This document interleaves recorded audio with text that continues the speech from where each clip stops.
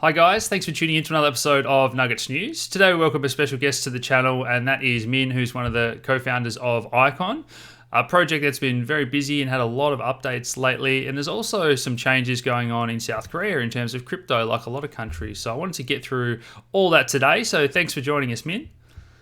Sure. Thanks for having me.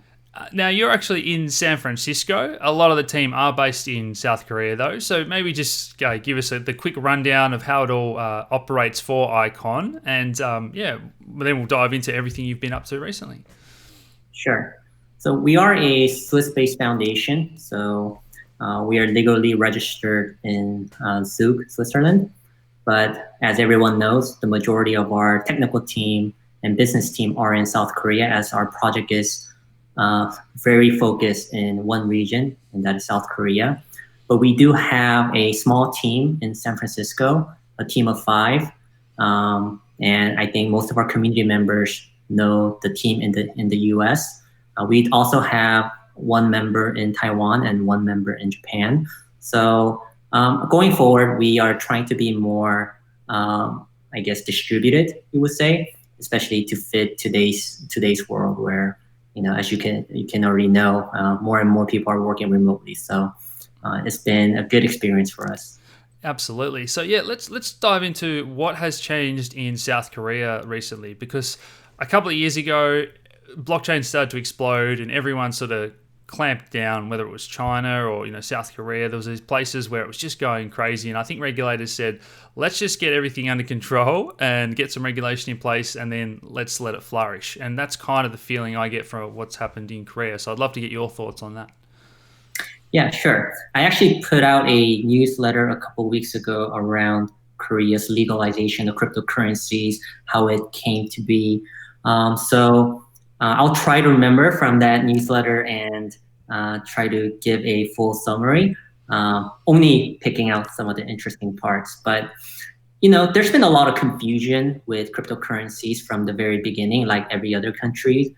When Icon, we did our token offering back in 2017, there weren't clear rules set so that for us to go about doing our token sale, we couldn't figure out a legal way to do this in South Korea. So on contrary to a lot of the rumors out there where some people assume that we were trying to avoid regulation and set up an entity in Switzerland, the truth of the matter is that we actually register in Switzerland because there were actually clear rules in Switzerland. So, it's been a couple of years since then, and obviously a lot has changed. Most recently, everyone knows that cryptocurrency has been legalized in South Korea. However, a lot of the rules is going to be around exchanges, especially KYC and consumer protection. It did mention that cryptocurrency projects such as Icon and all the other decentralized applications will be included and will be given more details. However, those details have not come out yet. Also, taxes are another issue, and there hasn't been a clear guidance on taxes, but that will be cleared up in the near future as well. So most of the, as I said, regulations are around exchanges, what the exchanges have to do in order to comply on the technical level to make sure that hacking doesn't happen, the consumers are protected, the investors are protected. So those rules are already being set in place, and a lot of it has been already been working with the trade association that's been established with a lot of the cryptocurrency or crypto exchanges in South Korea. I think with these rules, there will be a lot more clear regulations, which is good for the industry. I think a lot of good will come out of it, where now projects don't have to set up entities outside of South Korea. You can do it more efficiently within South Korea, and we could follow and do everything by the rules, by the book. Yeah, I'd love for you to take us back to 2017, because in Australia we saw that mania in the bubble, and we heard stories about what it was like in the US, and in China it really got crazy, particularly with the ICOs. What's the culture side of things like in Korea compared to Australia or China, where I know we love to gamble and speculate? Is that very similar there, or what was driving that pattern of speculation in Korea? I mean, so when I went to Korea back in 2015, I began to fully understand like what the Korean culture was like. I mean, obviously, me being Korean helped a lot, but I grew up in the United States. But going back to Korea, I began to understand like the actual investor behaviors and the regulations around, uh, securities and everything around it. Um, and I was an executive at a fintech company, so trying to understand like how investors were reacting to some of the newer fintech products that you see, such as robo advisors or P2P or marketplace lending, and of course with cryptocurrencies.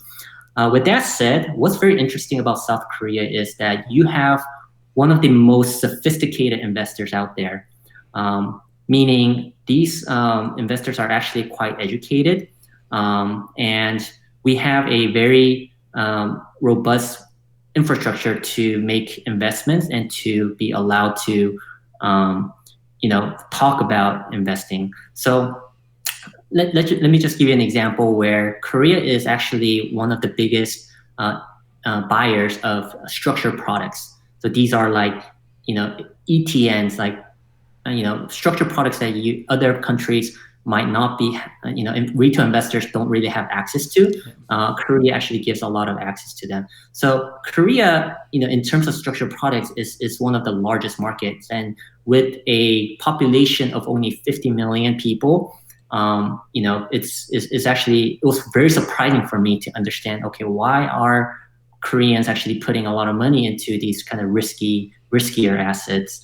But I think in general, Korea is like a very small country where you talk to your neighbors. You've also probably heard that something very high number, about 50 or 80 or even 90% of Koreans know about Bitcoin and cryptocurrency. So the word actually spreads very quickly, and through social media and through mobile connectivity, people actually learn about these new assets really quickly. So once the word gets out that got out that Bitcoin and cryptocurrencies was the next big thing, people learned about it and people really flocked into investing into cryptocurrency. So I think the culture is that, I think in a very dense city like Seoul with a lot of population, and you have a lot of educated people, very mobile connected people, living there, it's just everything picks up like very, very quickly. Yeah. I know in China there's a lot of interest in the Chinese projects, and there's this sort of barrier between the West and looking into these other countries. What's it like in South Korea now? Is there a lot of interesting projects and things that we don't really hear about in the West? Icon's clearly the biggest South Korean project, but what's happening in that space there now? Yeah, I mean, obviously, like the West or rest of the world, even in China, a lot of the projects or blockchain projects have died down. I mean, it's just money dried up during the crypto winter. Korea was the same. With that said, I do know that at least a lot of these regulations that's being set is giving a lot of new excitement amongst not only retail investors but also institutional investors. So I think we'll start to see more and more actual legal funds being created. I know a couple that's already being set up right now that is going to be making investments into crypto projects in the future. But within Korea right now, at this time, I would say it's more in the wait period. I think everyone's still waiting to see more projects come into play, more entrepreneurs spending more time in this space. So I wouldn't say it's very active at the moment. That's great to hear. Now, I do want to dive into staking itself a little bit more later on, but I guess I'd love just an overview of the plan when everything kicked off in 2017, and maybe how that's kind of changed now into what you guys really sort of see Icon as, and a few of the latest developments and upgrades you've done. Sure. I guess to start off, Icon, today has been very exciting. Just to throw some numbers out there, Icon has been the #1 public blockchain in terms of users, according to DApp.review data. We've been the #8 public blockchain in terms of transaction volume. And a lot of that has been because of our great community. And we've created a very attractive token economics and design for investors. Just since, like you said, back in, since decentralization of October last year, the ICX staking has been going up and up every week. So we've been breaking new records. Today, we have 30% of total ICX supply that is staked. And then if you include the actual tokens that the Icon Foundation still holds, that is almost 50%. It's right now at 47% of total circulating supply that is locked up at the moment. And those numbers have been going up every week, so which has been very exciting. The other part is that when you go to, I guess, crypto comparison sites such as stakes.us, Icon or ICX has been very attractive, where we give 7.2% real yields. So not nominal yields. I think people get confused between real yields and nominal yields. What people should be really looking at is real yields. And compared to other major projects out there, 7.2% is very high. Algorand gives about 4.2%. Cosmos gives about 2.5%. Tezos gives 1.3%. This is not our data. It's actually third-party data that's out there. So Icon has actually been like very, very attractive in terms of token economics and returns for the investors.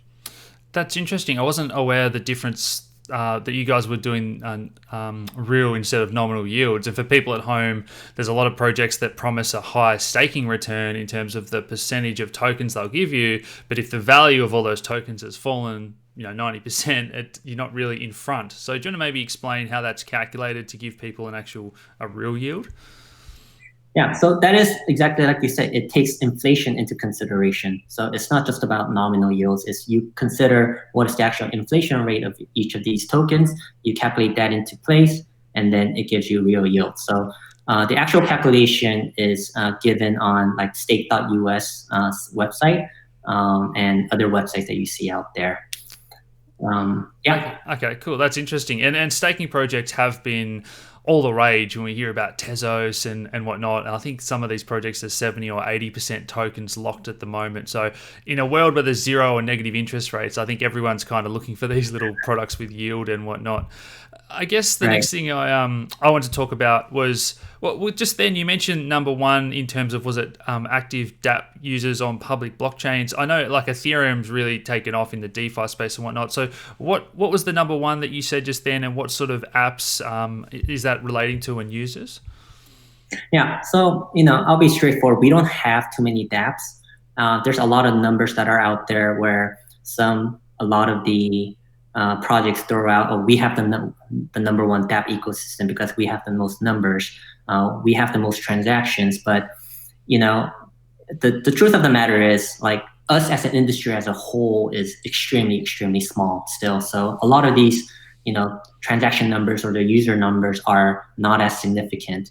What we actually focus, at least for our team internally, is more of the enterprise use cases and enterprise use of the Icon blockchain. So today, I would say we've actually created some very meaningful decentralized ID suite of products. There's a product called Proof. It is a digital certificate system currently used by 15 enterprises. This includes Post-Tech University, which is one of the top technical universities in Korea, where they gave out university degrees or diplomas using our Icon-based system. We have a company called Saramin. It is the largest job placement platform in Korea using Proof. So Proof allows enterprise clients to issue, manage, and view certificates. And like I said, it's been getting a lot of press attention recently, especially with coronavirus, where all the graduation ceremonies has been canceled. So universities like Post-Tech has been using Proof in order to issue diplomas to their students. And this all uses the ICX or the Icon protocol at the moment. Another product is called Visit Me. Visit Me is a application that is for building access management. It is now being tested with 15 buildings in South Korea, and even it includes our own headquarters. And Visit Me simply reduces the building check-in process or the time. And then we also have My ID. My ID is the first bank grade or KYC grade personal ID that's supposed to replace physical ID, such as driver license. So My ID has been approved by the Financial Services Commission, which is like the SEC of South Korea, under the FinTech Regulatory Sandbox. So this is like a very unique license that only we've been able to get, at least up till this point. So right now, Icon Loop leads what we call a My ID Alliance. It started out with 39 enterprise clients. It's the largest consortium that we know of globally. And it's, like I said, it started with 39, but now it has 57 members, including the names that you know, like Samsung Electronics and some of the top banks, including Shinhan Bank. So, all in all, we're not actually about the numbers game. We focus on actual meaningful use cases of these applications. And I don't think a lot of those numbers are actually being captured by these DApp review sites yet. But still, we've been doing great with just other public blockchain applications such as games. And, we have a DEX, decentralized exchange that's being utilized. So, there are other very interesting community-driven decentralized applications, but we internally focus more on these enterprise applications. Yeah, I think you mentioned Samsung. I think that relationship there and being in Korea is huge. In Australia and in China, everyone talks about WeChat and Alipay. In Australia, a lot of people still like to tap their card, and in other countries like the US, they actually still use a lot of cash. But in Korea as well, everything paid for by phones and scanned with these codes and whatnot.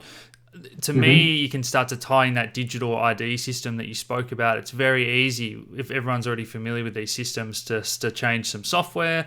All of a sudden, they don't need that physical ID card. Is that something where you'd love to see that go in terms of integration with all businesses and integration with Samsung and that ID system being widely used in Korea in the coming years? Yes. Definitely. We live in a digital age, but we still carry around physical IDs. There's so many inefficiencies that are created due to this limitation of carrying around a physical ID.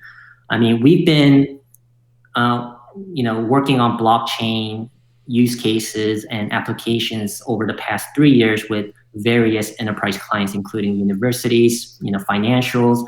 And what we actually narrowed down to is IDs, because we realized this is actually the biggest problem that we could solve today with blockchain technology.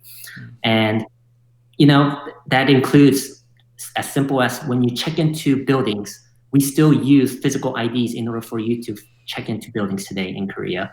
We also, things like authenticating your college diploma online, as opposed to, having a physical diploma and proving that you actually graduated.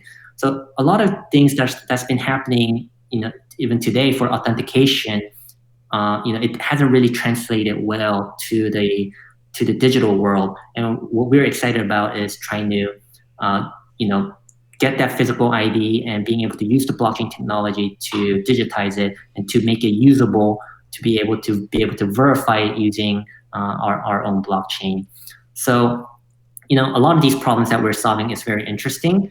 And, what's also been quite interesting is that at a, not just at an application level, but a lot of our enterprise clients are excited about the public blockchain on its own, because a lot of these problems with liabilities could be offloaded, going forward.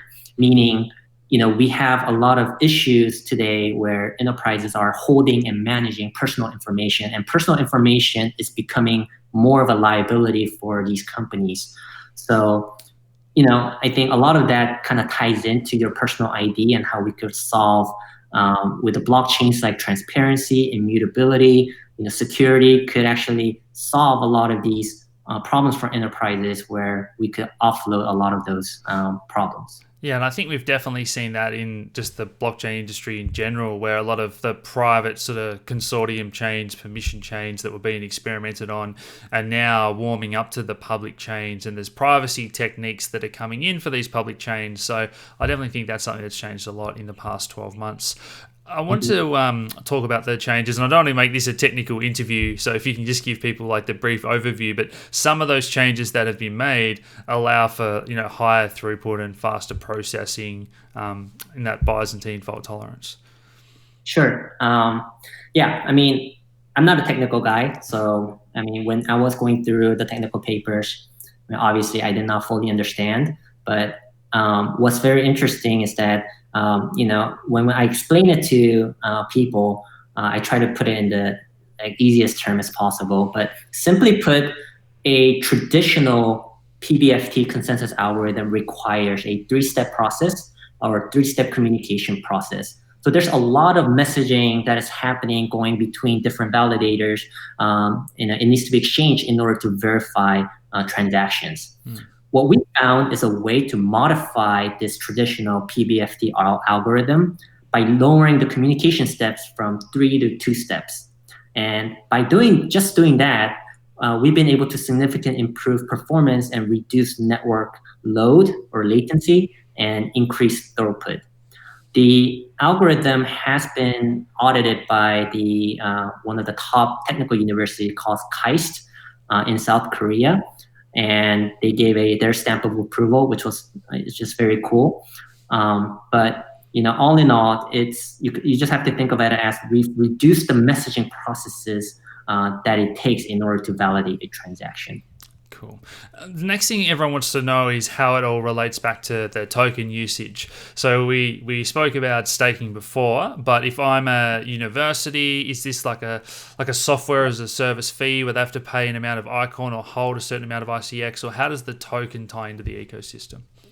Sure. So with our enterprise applications, what we've learned is that it's much better to try to have a token happening in the background. So although it uses a public blockchain, from a user experience wise, there wouldn't be a token exchange.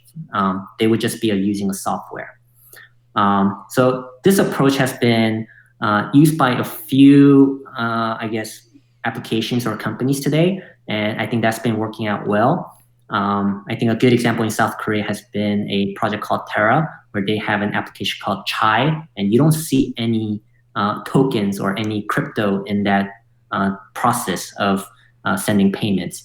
Similarly, when enterprises or our clients use our applications, they would be paying a normal Korean wons, just money that they're used to. But in the back end, they would be buying and using ICX and logging transactions through ICX. So we believe this is, you've probably heard the phrase before, the best UX is like no UX, right? Or best UI is no UI. So what we're trying to do is we're trying to create a super easy for our enterprises to adopt the public blockchain without even realizing that they're using a public blockchain. I think that's probably something that just about every project has had to change to some degree. It's even funny to me that these projects like Ethereum still expect you to use MetaMask and whatnot. People just want to download an app and use it. So yeah, a lot of people have changed that.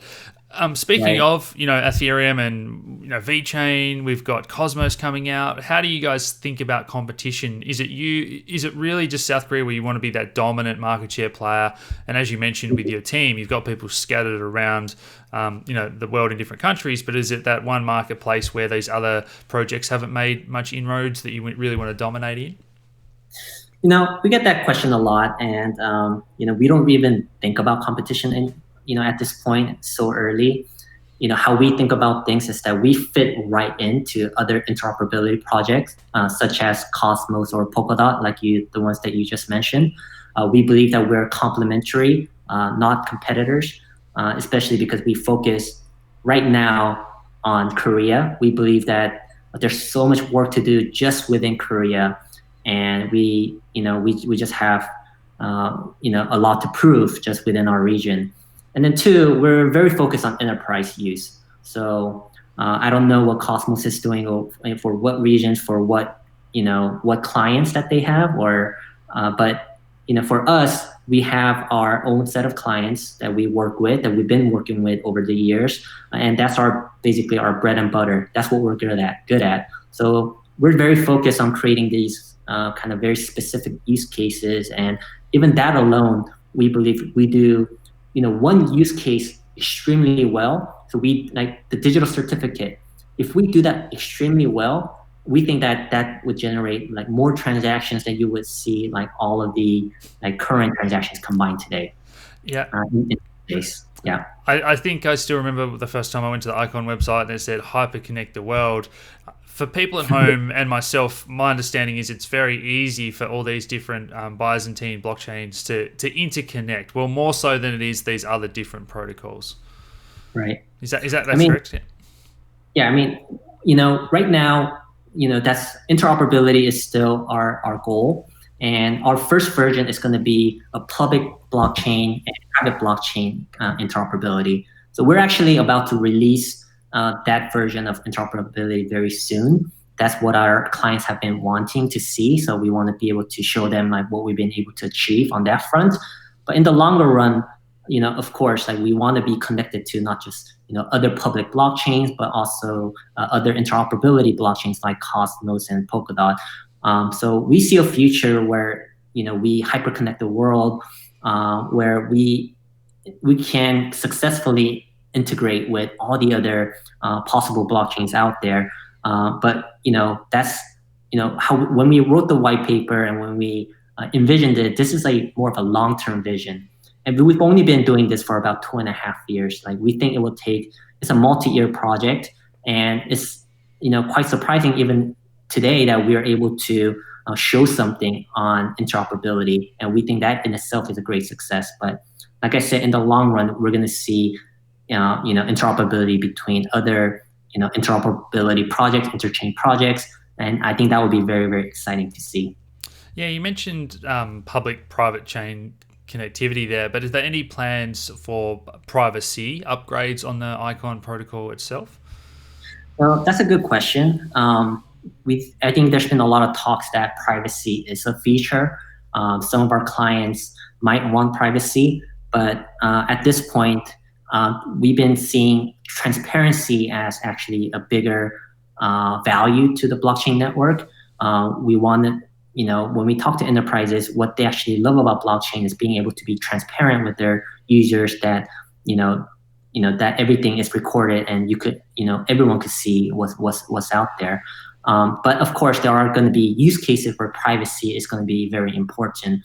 But right now, we're not. To tell you the truth, we haven't really focused on privacy at the moment. Yeah. Now, gaming is massive in South Korea, and I think it's taken over globally. I mean, I was a gamer to some degree, but I did a bit of research last year, and I was even blown away by how much it has really changed.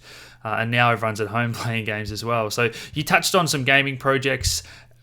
Any interesting examples that you can tell us about? Where do you see that in the future, and how do you see sort of Icon tying into that gaming industry, maybe particularly in South Korea? Right. You're right. I mean, gaming is huge in South Korea, and even myself, I've been a mobile gaming.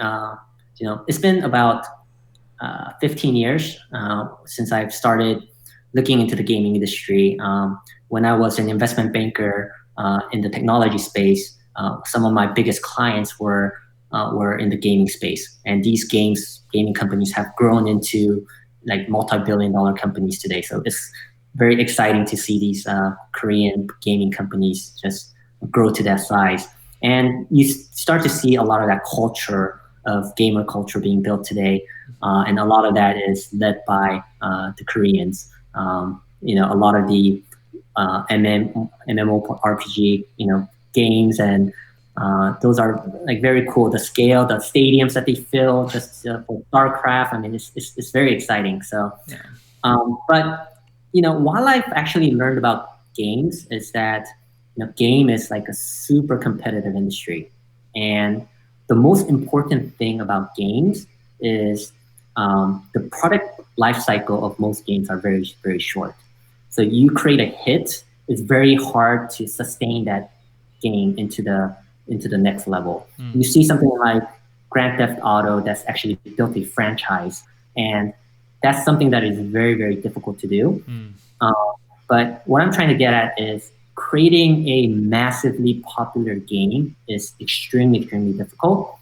And, the gamers don't care about if it's a blockchain game or if it's a game or if it's, they just want to play a very good game.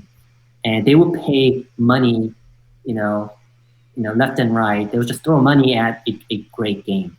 And I think just adding a blockchain technology into, even if it gives a great NFT,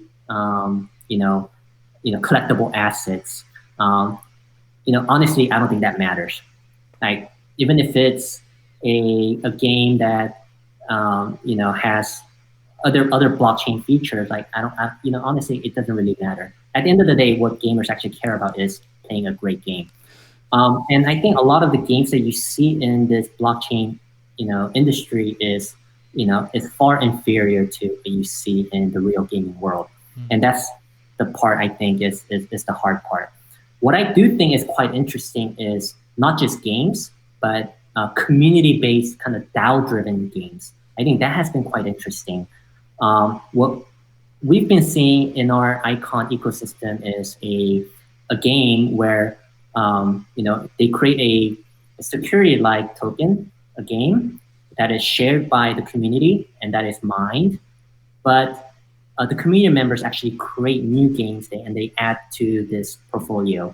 So, creating a very decentralized community around games, I think that has been a bit more interesting for me.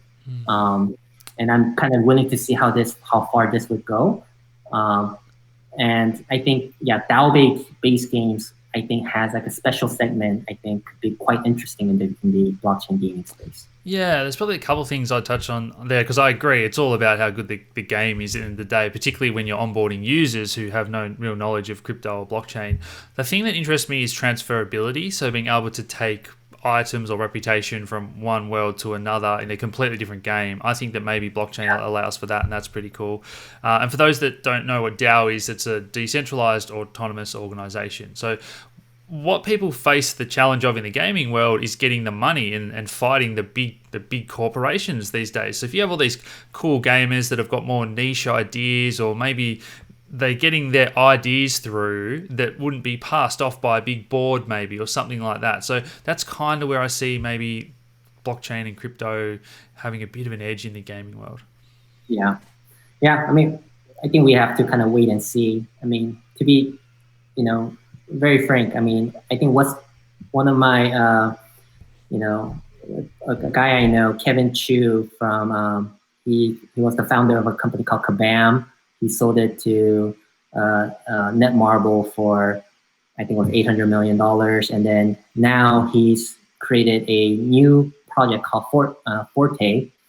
And he's been, trying to, round up a lot of the great gaming companies out there to build, cool games, like really exciting games using Fortnite's technology. So, I see a lot of good, smart people moving into this space, a lot of experienced game developers and studios moving into this space. So, never say never. I do think there will be some good games coming out of this space, but today still I haven't seen any of those. I guess finally, just to wrap up, Min, is there anything that we haven't touched on today that, whether it's just individual projects or applications you see coming to Icon, or anything that you want everyone to know about the Icon Foundation? I mean, I think we've talked about a lot of things today, but I just wanted to mention that we are, very excited about what's to come in the Icon ecosystem. As you've probably seen from our Twitter or our community, there's been a lot of great organic activities. I mean, I could break this into kind of two parts. For the enterprise side, we've been just killing it. We've been doing extremely well. We are very focused on building a solid business applications around decentralized ID. I think we'll have a lot more great news to share with our community going forward with that. For the ICON network, again, a lot of great exciting things has been happening recently. Have been giving out community grants, and that's been really facilitating new integrations such as Tap.com, Tap Review, Atomic Wallet, Masari. A lot of these like third-party websites and companies have been integrating ICON into there. So our community, our ecosystem has been growing very quickly through these grant programs. And what we're excited about is we're actually launching what we call contribution proposal system around third quarter of this year or maybe end of this year. What you have to kind of think about it is it's like a DAO fund where the top representatives of ICON will be managing a fund together to support infrastructure projects for the ICON network. So, you know, what I see and why I'm so excited about this is that we've seen so much success with just a grant program that is managed by the ICON Foundation alone. But with this contribution proposal system and with more people helping to manage it, we think it would accelerate our growth a lot faster in the next few years. So we're very, very looking forward to that. Fantastic. Well, it's been great to catch up on everything that Icon's been doing. We'll have to do it again in future. I'll put the links to follow Min and Icon down below, guys. And thanks for joining us today. Thank you. Thanks, guys. Appreciate it. Cheers.